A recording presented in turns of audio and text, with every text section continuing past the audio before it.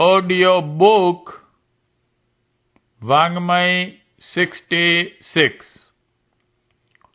युग निर्माण योजना दर्शन स्वरूप व कार्यक्रम चैप्टर 4 पार्ट 18 ज्ञान यज्ञ और उसकी महान संभावनाएं। ज्ञान के अंतर्गत 1 से 10 का विकास क्रम चलाने के जो प्रबल प्रयत्न हो रहे हैं वे कुछ ही समय में अपना आश्चर्यजनक स्वरूप प्रकट करने लगेंगे। 1 घंटा समय देने की जो प्रतिज्ञा युग निर्माण योजना के सदस्य करते हैं उसका उपयोग इसी प्रकार करते हैं कि यह महान आलोक अपने तक ही सीमित न रहकर सुदूर क्षेत्रों तक फैले। योजना के अंतर्गत जो पुस्तकें तथा ट्रैक्ट मालाएं छापी गई हैं उन्हें स्वयं पढ़ने, अपने परिवार को पढ़ाने तथा पड़ोसी परिचितों तक पहुंचाने में लगने वाला यह समय इतना परिणाम तो प्रस्तुत कर ही देता है कि अपनी ही भांति कम से कम 10 अन्य व्यक्ति भी लाभ उठा सकें और वे भी उसी तरह प्रभावित हो सकें। यों लगनशील व्यक्ति अपनी कसक, संवेदना और प्रेरणा सैकड़ों हजारों तक पहुंचा सकता है, पर न्यूनतम इतना तो हर सदस्य कर लेता है कि उसके साहित्य द्वारा न्यूनतम 10 व्यक्ति तो लाभान्वित हो ही सकें। निसंदेह यह प्रखर विचारधारा जिन्हें नियमित रूप से पढ़ने सुनने को मिलेगी वे इससे प्रभावित हुए बिना न रह सकेंगे। इसमें बहुत जीवन, बहुत प्राण, बहुत तथ्य, बहुत प्रकाश और बहुत प्रेरणा भरी पड़ी है। जिस मनः स्थिति में यह सब लिखा जाता है वह उतना घटिया नहीं है कि पढ़ने या सुनने वाला उपेक्षा पूर्वक ऐसे ही उसे टाल दें और कोई प्रभाव ग्रहण न करें। अब तक का निष्कर्ष यही है कि युग निर्माण में जिसे रस आया वह उसी रंग से रंग गया। भावना पूर्वक जनसंपर्क बनाने और बार बार इस साहित्य को देने तथा वापस लेने का प्रभाव आसान जान पड़ता है। इस व्यक्तिगत सौजन्य को भी लोग भुला नहीं सकते। साहित्य की प्रखरता और प्रचारक की सज्जनता दोनों ही मिलकर इतना प्रभाव डालते हैं कि पढ़ने वाला आकर्षित हुए बिना नहीं रह सकता। अन्य मनस्क से जाना और बेगार की तरह किसी पर किताब फेंक कर चले आने की बात दूसरी है। उसकी उपेक्षा भी हो सकती है, पर सच्ची लगन और गहरी आस्था को निष्फल जाने का कोई प्रश्न ही नहीं उठता। 1 घंटा समय ज्ञान यज्ञ के लिए नियमित रूप से लगाए जाने का परिणाम इतना तो होता ही है कि वर्ष में 10 व्यक्ति ऐसे तैयार हो जाएं जो उस साहित्य और कार्य पद्धति में अपने ही समान रस लेने लगें। एक बीज जब सैकड़ों हजारों दाने उत्पन्न कर सकता है तो कोई कारण नहीं कि एक लगनशील व्यक्ति अपने समान 10 नए व्यक्ति पैदा न कर सकें। एक वेश्या अपने जीवन में सैकड़ों हजारों दुराचारी तैयार कर देती हैं। एक शराब का दुकानदार सैकड़ों नए नशेबाज उत्पन्न कर लेता है। जुआरियों के संपर्क में कितने नए लोग जुआरी बन जाते हैं। बुरी बातें जब इतनी फैल सकती हैं तो अच्छी बातें फैलने में क्यों असफलता मिलेगी? प्रश्न केवल लगन का है। जिस रंग में व्यक्ति स्वयं रंगा होता है उसमें दूसरों को भी रंग लेता है। हाँ, स्वयं ही रंगा हुआ न हो, ऐसे ही चिन्ह पूजा जैसी बनावट बनाता हो तो बात दूसरी है। अच्छाई में बुराई की अपेक्षा 1000 गुनी शक्ति अधिक होती है, इसलिए अच्छाई को बुराई की अपेक्षा सफलता भी 1000 गुनी अधिक मिलनी चाहिए। मिलती भी है। न मिलती तो बुद्ध, गांधी, महावीर, नानक, विवेकानंद, तिलक, मालवी, दयानंद आदि को अपने ही जैसे असंख्य साथी अनुयायी कहाँ से मिल गए। आज से 50 वर्ष पूर्व जब चाय का नाम भी लोग नहीं जानते थे, प्रचार करने वालों ने घर घर जाकर मुफ्त में चाय पिलाई और एक एक पैसे के पैकेट बेचे। उसी पुरुषार्थ भरे प्रचार का फल है कि आज निपट देहाती भी गली कूचों में चाय की दुकान मिलेगी और हर व्यक्ति को चाय की जरूरत लगेगी। इसी स्तर पर यदि विचार क्रांति की चिंगारियां बिखेरी जाएं, तो कोई कारण नहीं कि उसकी ज्वाला दशों दिशाओं में फूटती दिखाई न पड़े। अब तक के हुए प्रयत्नों का बारीकी के साथ सिंहावलोकन करने पर हम सब इस निष्कर्ष पर पहुंचते हैं कि 1 के 10 रूप में विकसित होने वाली अपने परिजनों की आस्था में बहुत दम है और वह सफलता बहुत ही आसानी से मिलती रह सकती है। एक लगनशील व्यक्ति 10 नए व्यक्ति तैयार न कर दे, इसका कोई कारण नहीं। जिसने भी इस प्रकार का संकल्प किया है, उसे 100% सफलता मिलकर रही है। यदि ऐसा न होता तो कुछ वर्ष पूर्व अपना छोटा सा परिवार जो सैकड़ों हजारों की संख्या में सीमाबद्ध था, आज लाखों की परिधि कैसे लाने लगता और हम नवनिर्माण के धरती पर स्वर्ग अवतरित होने के, मनुष्य में देवत्व उदय होने के सपनों को साकार होना कैसे देख पाते। 1 से 10 वाला क्रम 4-5 छलांगों में समस्त संसार को अपने प्रभाव प्रकाश से आच्छादित कर सकता है। यह न तो कल्पना है और न असंभव अत्युक्ति।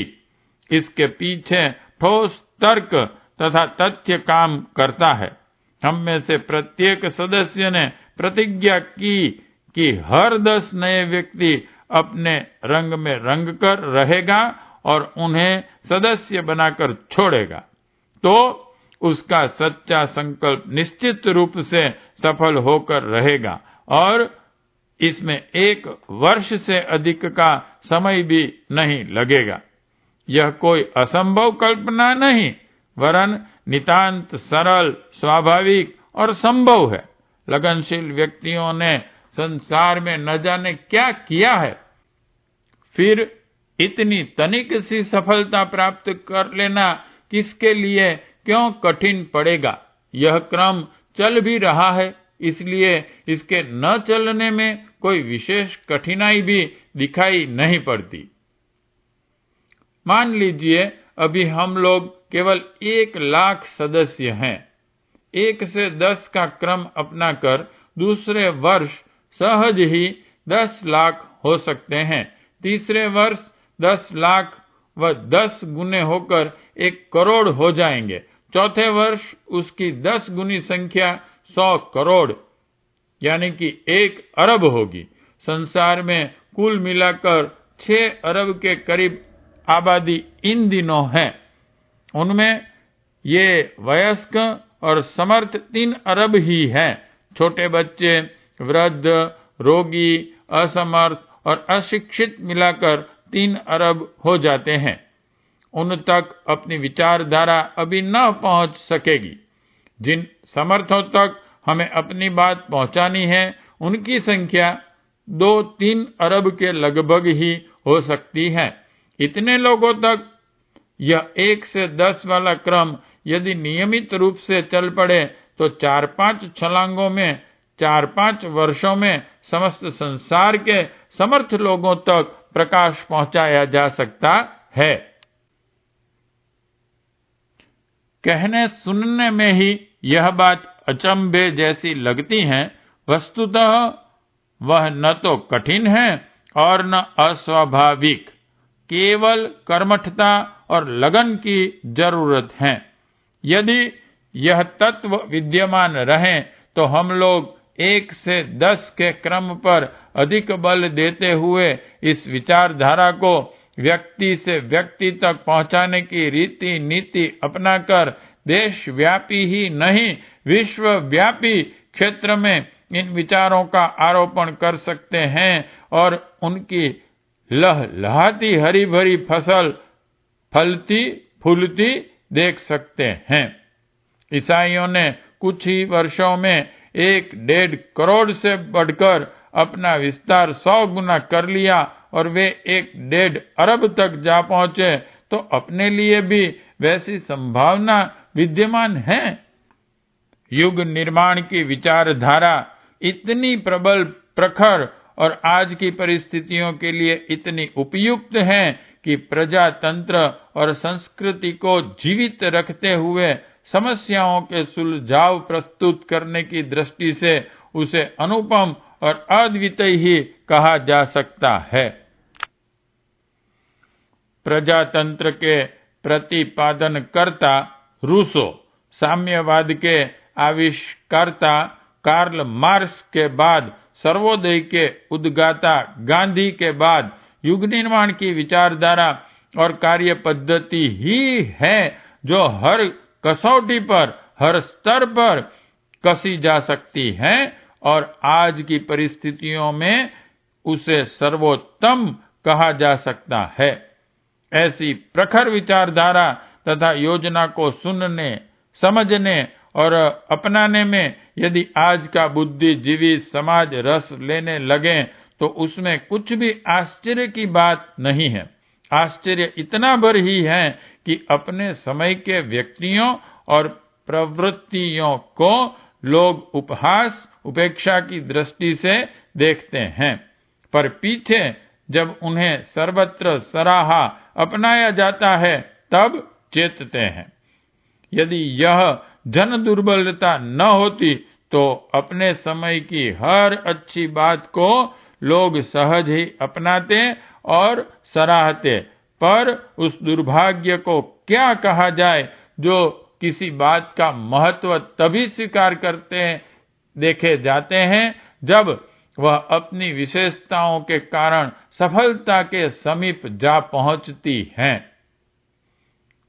हम 1 से 10 का क्रम निष्ठापूर्वक चलाते रहें और उसमें 1 घंटा रोज का समय नियमित रूप से लगाते रहें तो इसकी प्रतिक्रिया इतनी बड़ी होगी कि हम स्वयं आश्चर्यचकित रह जाएं और सारे विश्व को स्तंभित रह जाना पड़े।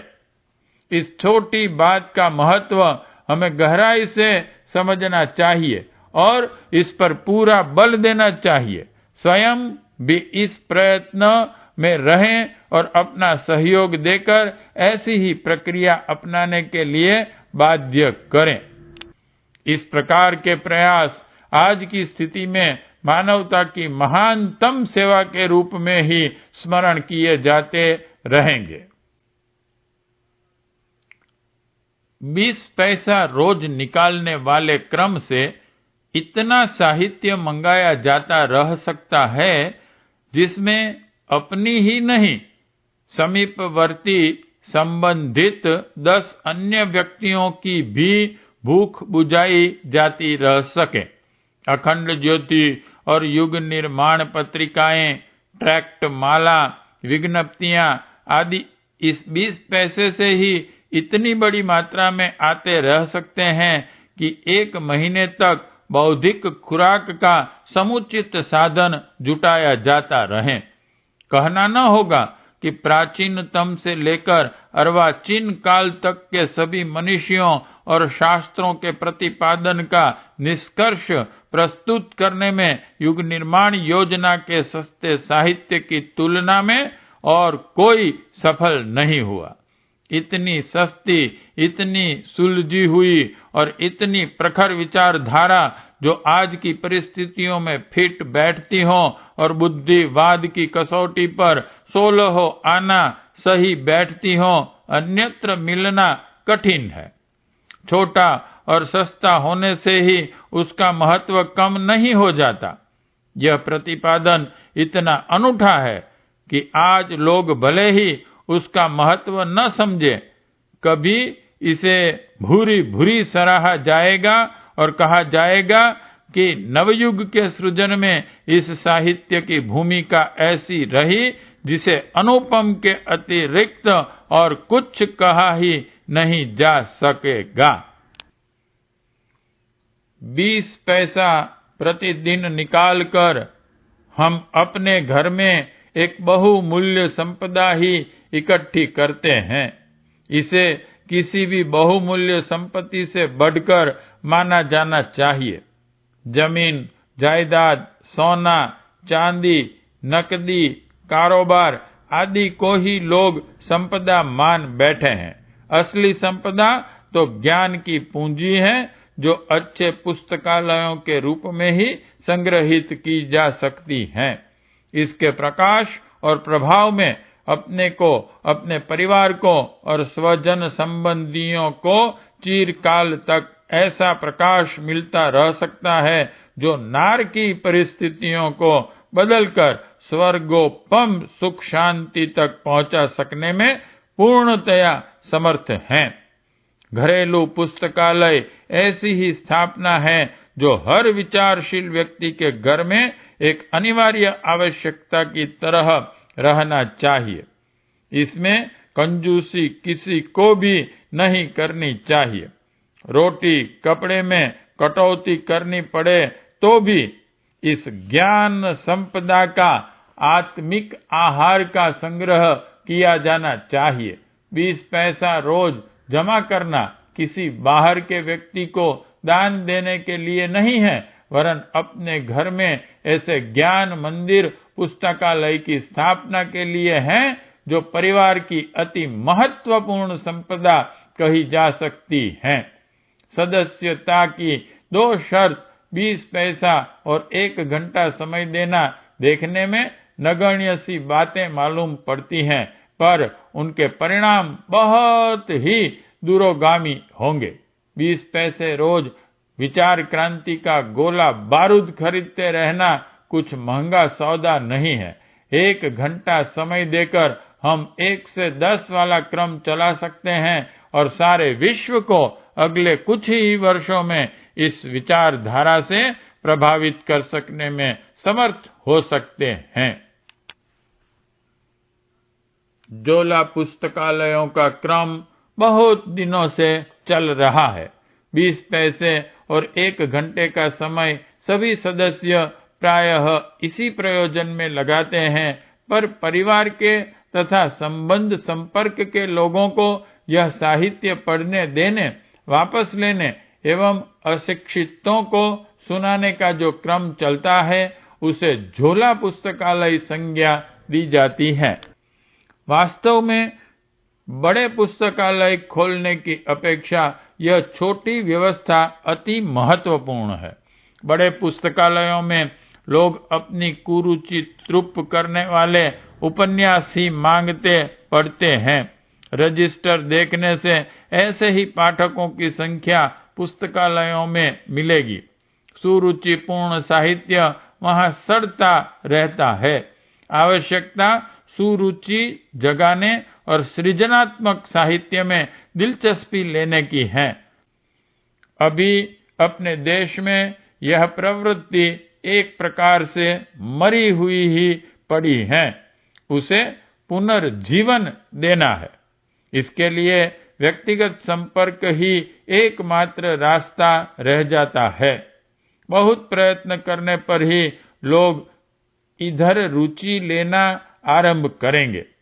पहला काम तो हमें रुचि जागरण का ही करना है। पढ़ने की बात तो पीछे चलेगी। इस प्रयोजन में झोला पुस्तकालय बहुत ही सफल हो रहे हैं। यह छोटा दिखने वाला कार्य विवेक की कसौटी पर इतना बड़ा सिद्ध होता है कि अन्य बड़े बड़े प्रदर्शनात्मक एवं आडंबरात्मक कर्मकांडों को इस पर न्यौछावर किया जा सकता है।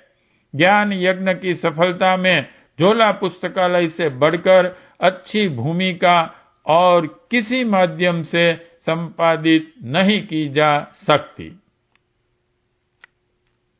पाठ 18 समाप्त।